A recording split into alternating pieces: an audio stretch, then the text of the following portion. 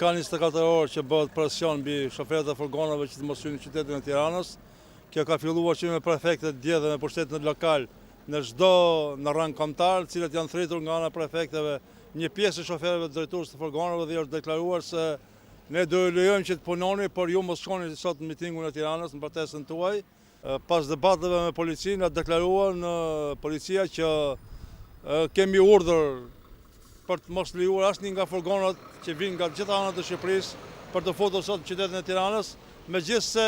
këto ishin konform të gjithë licitacionit, me drejtën e hyrjes në Tiranë deri në qendrimin e tyre, me gjitha dokumentat në rregull siç e përmban ligji dhe licenca. Ne jemi të vendosur për të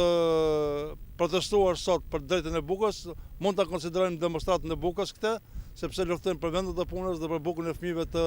shoferëve të furgonave. Gjykoj që urdhri i dhënë është në kundërshtim me ligjin dhe është e para Policia e Shtetit dhe Ministri i Brendshëm që e thyen këtë urdhër. Unë mendoj se gjithë akset rrugore të Shqipërisë sot janë të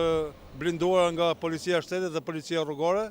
në cilët kanë marrë urdhër që asnjë nga furgonat të mos hyjë sot në qytetin e Tiranës, për arsye se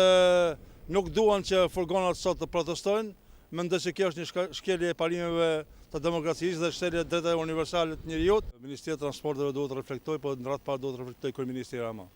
Neve jemi të imponuar në këtë protestë, nuk ka qenë dëshira jonë, nuk është as dëshira e furgonave që sot protestojnë, e drejtuesve të tyre. Ata protestojnë për vendet e punës së tyre, për në respektimin shteti ka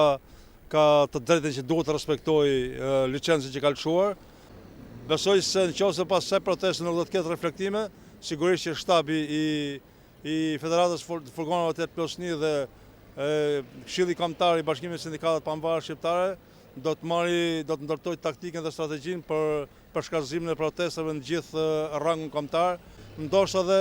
një tobim shumë të madh përpara Parlamentit shqiptar për të sensibilizuar deputetët e gjitha forcave politike